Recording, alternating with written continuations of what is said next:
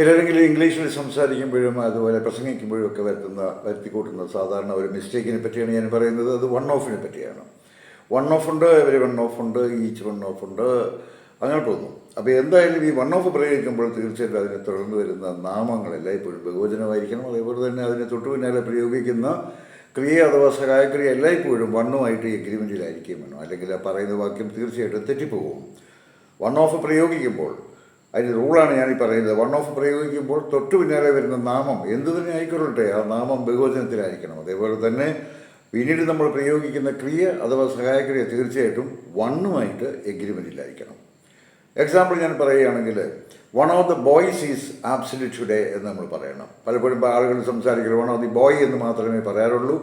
One of the girls has gone എന്ന് പറയാവുള്ളൂ. One of the girl has gone എന്നോ, one of the ഗേൾസിനെ നമ്മൾ പ്രയോഗിക്കുമ്പോൾ ബഹുവചനം പ്രയോഗിക്കുമ്പോൾ പലപ്പോഴും നമ്മൾ വിചാരിക്കും തൊട്ടു പിന്നാലെ നമ്മൾ ബഹുവചനം പ്രയോഗിക്കണമെന്ന്.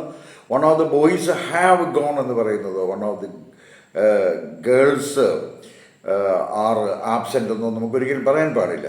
എപ്പോഴും നമ്മുടെ നിയമം മലയാളത്തിൽ മനസ്സിലാക്കി വെച്ചുകൊണ്ട് വേണം വൺ ഓഫ് പ്രയോഗിക്കാൻ. വൺ ഓഫ് പ്രയോഗിക്കുമ്പോൾ ഓർമ്മിക്കുക, വൺ ഓഫിന് ശേഷം തീർച്ചയായും പ്രയോഗിക്കേണ്ട നാമം ബഹുവചനമായിരിക്കണം. അതിന് തൊട്ടു പിന്നാലെ വരുന്ന ക്രിയ അഥവാ സഹായക്രിയ വണ്ണുമായി എഗ്രിമെൻറ്റിലായിരിക്കണം.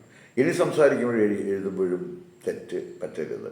പ്രസംഗകരെയും അതുപോലെ ഇംഗ്ലീഷ് ഭാഷ നന്നായി കൈകാര്യം ചെയ്യാൻ ലിറ്ററേച്ചർ പഠിച്ചിട്ടുള്ളവരല്ലാത്തവർ പഠിപ്പിക്കുമ്പോഴും സംസാരിക്കുമ്പോഴും ഒക്കെ നിങ്ങൾ അവരുടെ മേലെ ഒരു കണ്ണ് വെച്ചിട്ട് ചെവി തുറന്നിരിക്കുക.